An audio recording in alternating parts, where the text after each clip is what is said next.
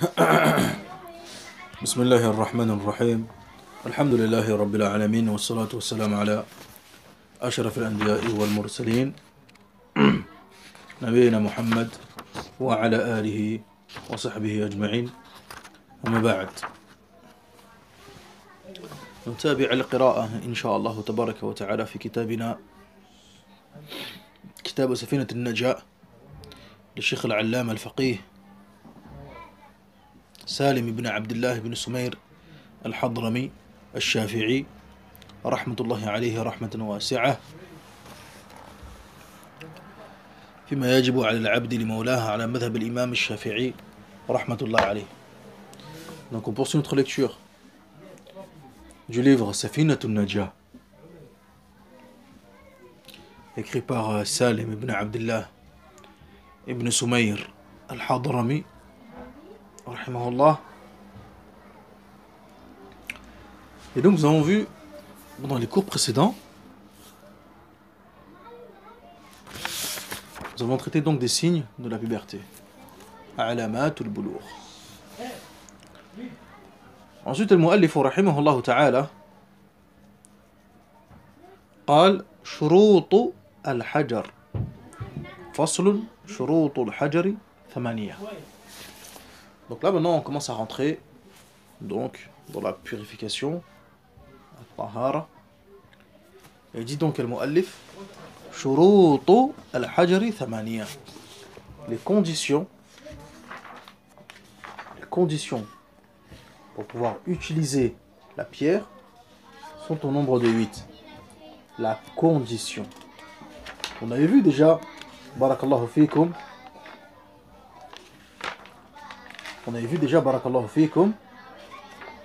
ce que voulait dire le terme condition.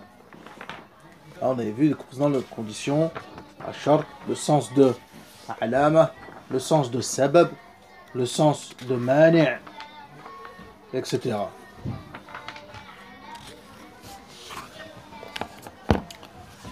Donc, قال المؤلف رحمه الله تعالى شروط الحجر ثمانية. Les conditions pour pouvoir utiliser al-hajar pour faire ce qu'on appelle al-istinja. Car ici le chapitre traite de quoi donc? Lorsqu'on regarde, c'est faslun fi bayan al-istinja bil-hajar. Il nous explique comment pratiquer l'istinja avec les pierres, comment se purifier avec les pierres après l'accomplissement des besoins. شروط الحجر ثمانية. الشرط الأول أن يكون بثلاثة أحجار. الثاني وأن ينقي المحل.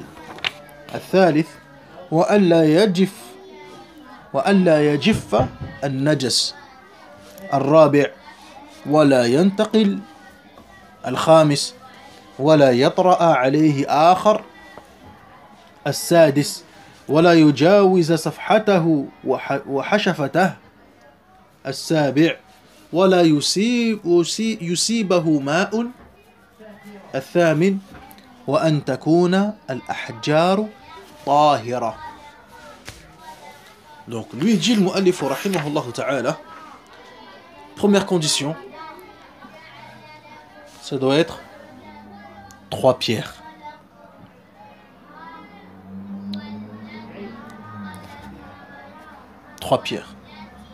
Tamam.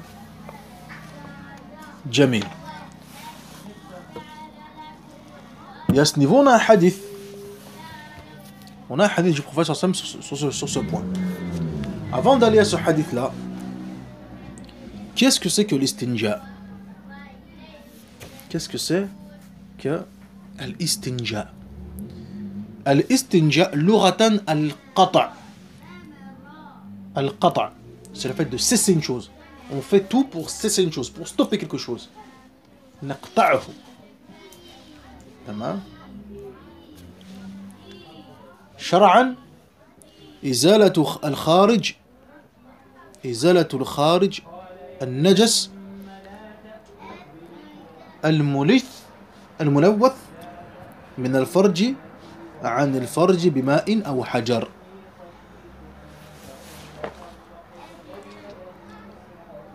Donc, à l'istinja,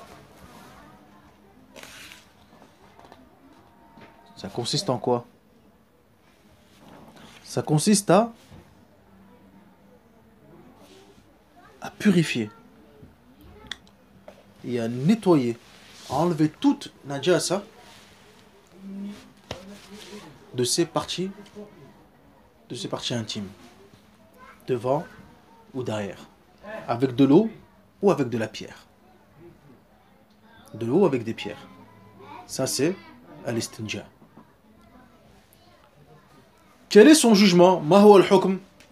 Hukmuhu. Hukmuhu, son jugement, le jugement c'est quoi donc? C'est al-wujub.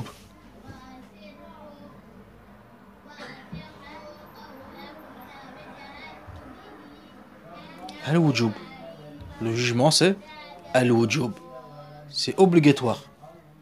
Il est obligatoire de se purifier après l'accomplissement des besoins.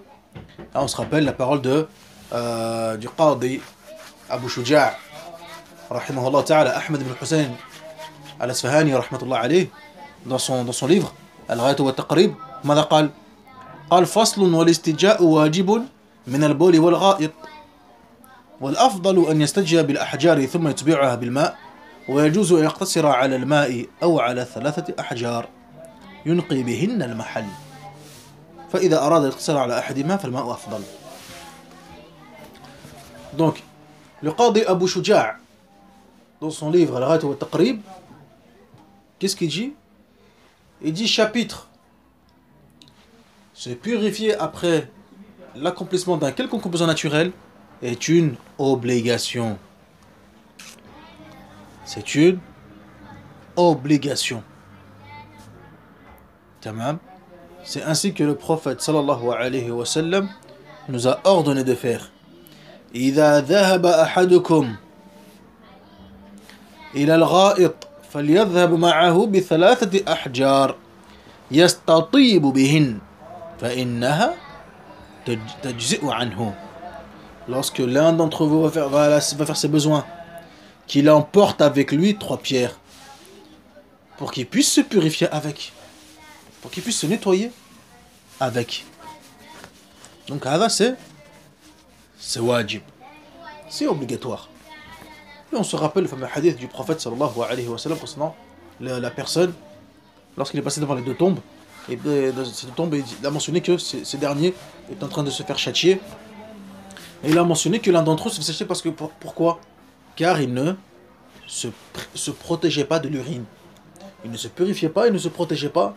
La yastabri' min al-bawl, il ne se protégeait pas de l'urine, il faisait pas attention, il en avait un peu partout, tout ça, puis il ne se nettoyait pas, il laissait comme ça. Tamam. Wa min ajli hadha uddib, à cause de cela il s'est fait châtier, il s'est fait punir. Donc ça montre bien le caractère obligatoire de quoi donc? De se nettoyer après cela. Tamam.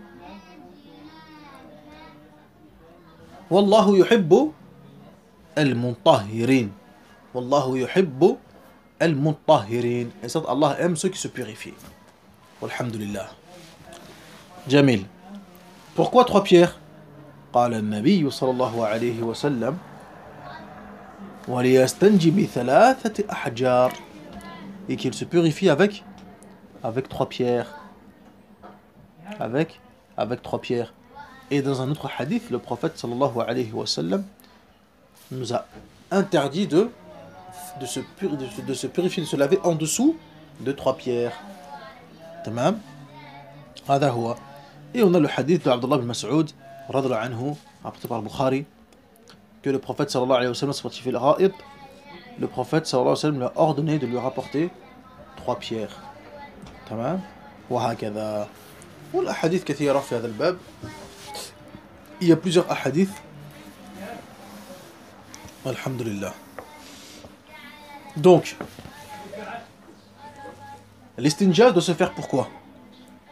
L'estinja doit se faire comme l'a dit Al-Qadi Abu Shuja', pour l'urine et pour la selle.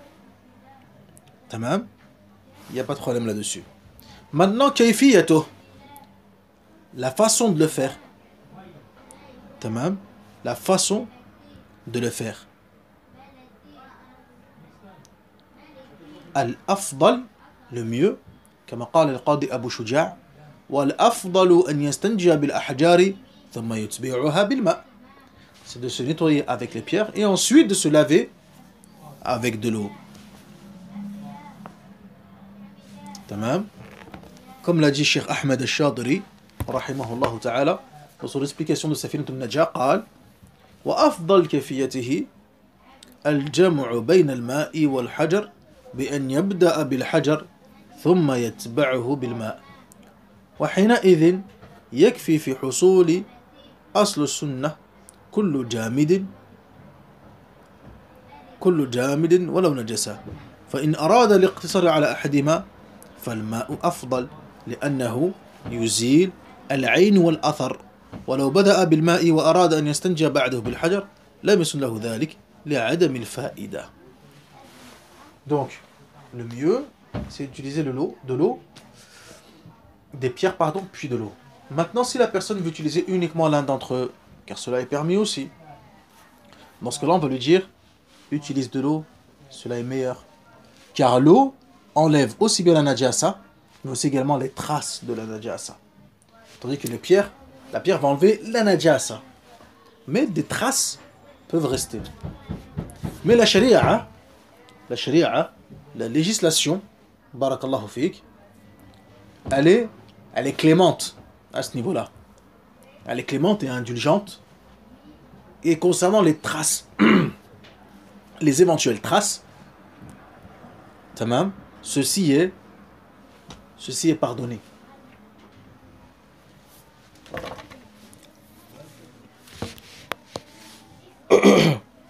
جميل. ثم قال المؤلف رحمه الله تعالى deuxième condition وأن ينقي المحل et le sens du mahal هنا المراد بالمحل هنا c'est quoi? C'est devant et derrière. Devant et derrière. طيب. Donc il nettoie cela.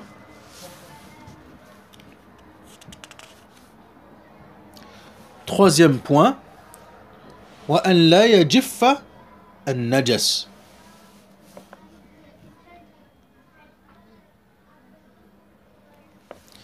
Il ne faut pas laisser sécher la najasa. Pourquoi? Qu'est-ce qu'on entend par là? Il est le problème. Le problème c'est que si la najasa يجمد الخارج كله أو بعضه, on ne pourra pas ensuite nettoyer avec la pierre. Ça va être très difficile. On se retrouvera contraint de devoir être obligé d'utiliser de l'eau. Quand on a de l'eau, c'est pas grave. Mais si on est dans le désert ou je ne sais quoi, il n'y en a que des pierres, là ça devient problématique. Donc il ne faut pas attendre que cela sèche pour nettoyer. Quatrième élément.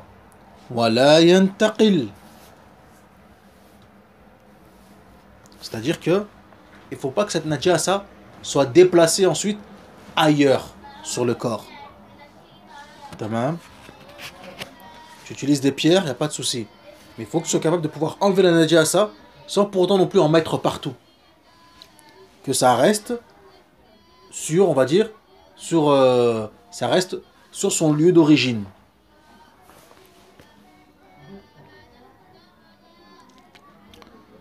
Cinquième. ولا يطرأ عليه آخر.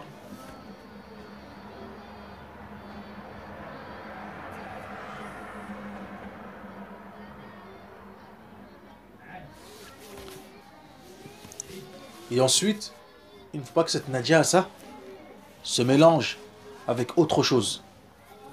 Il ne faut pas que cette najasa se mélange avec autre chose de telle sorte que on soit contraint de devoir utiliser de l'eau pour pouvoir enlever cette chose-là. Sixième élément. ولا يجاوز صفحته وحشفته.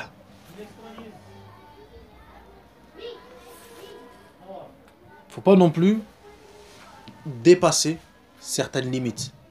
Safhatahu wa hashafatah. Safhatahu, quoi donc? C'est concernant le postérieur. Concernant le postérieur, il ne faut pas que la najasa, lorsqu'on la nettoie, donc on a dit déjà, il ne faut pas en mettre de partout, certes, ça c'est pas un problème, c'est pas un souci. Là, il y a un taqil, c'est-à-dire que quand on lève, il ne faut pas non plus que t'en mettes, avec la pierre, quoi, que tu touches, etc. Et la akhirihi. Mais ensuite également, que tu touches, c'est-à-dire que tu touches une autre partie de ton corps, et tout, etc. Mais ensuite aussi également, pendant l'essuyage, pendant le lavage, tamam. Ici, le cheikh il précise bien, il ne faut pas ensuite que ça dépasse, on va dire, le périmètre naturel de la chose. Tamam. Tayyib. Wa hakadha. Ça reste, on va dire, dans cette zone. Pareil aussi également pour devant. Pareil aussi également pour devant. Que ça reste près de son orifice naturel de sortie.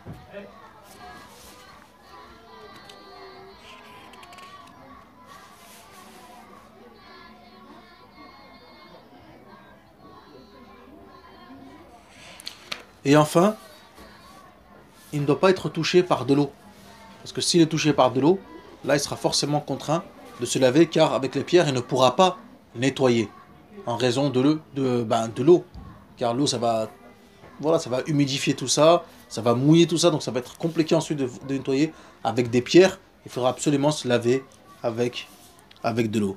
Et enfin, des pierres qui soient pures, tahira, et non pas avec des choses najis. Donc il est interdit d'utiliser de l'os, des os, car il y a un hadith du prophète sallallahu alayhi wa sallam qui nous montre cela, car il nous dit que ça fait partie de la nourriture des djinns, et également des excréments ou autres, même si elles sont dures. Là on a rapporté 3 excréments au prophète sallallahu alayhi wa sallam, il a dit de les jeter, فَإِنَّهَا رِجْسٌ, c'est de la souillure. وَهَكَذَا. Et donc avec ça, alhamdulillah rabbil alamin, on a terminé donc ce chapitre et ce point concernant al-istinja et barakallahu fikum, les conditions pour pouvoir utiliser al-ahjar, al-ahjar, na'am, al-hajar, la pierre.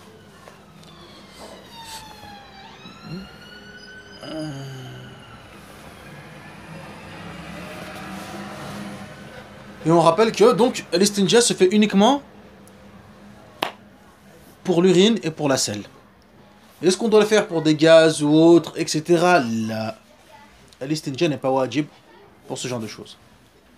Est-ce que l'istinja est wajib, doit être fait avant de faire chaque salat? Là, l'istinja n'est pas obligatoire. Il n'est pas obligé de faire l'istinja avant chaque salat. Ceci n'est pas rapporté. C'est pas rapporté de faire l'istinja avant chaque salat, etc. Là. Si on n'est pas en état de pureté, ce que nous demande de faire, c'est quoi? Donc c'est al-wudu, faqat. Al-wudu c'est une chose, ou al-istinja en est une autre. Faire les ablutions c'est une chose, et se purifier, se laver après des besoins naturels en est une autre. Donc on s'arrête là, Inch'Allah tabaraka wa ta'ala. في الدرس القادم سنشرع في ذكر فروض الوضوء بإذن الله تعالى. Donc là on s'arrête là. Dans le prochain cours, Inch'Allah tabaraka wa ta'ala, on va voir ensuite les piliers des ablutions. Donc on va voir qu'est-ce que c'est qu'al-wudu, la définition de al-wudu et les piliers des ablutions, Inch'Allah tabaraka wa ta'ala. Walhamdulillahi rabbil alamin. سبحانك اللهم وبحمدك أشهد أن لا إله إلا أنت أستغفرك وأتوب إليك. نسأل الله الكريم رب العرش العظيم أن يرزقنا وإياكم العلم النافع والعمل الصالح والدعوة إليه والصبر على الأذى فيه والحمد لله رب العالمين.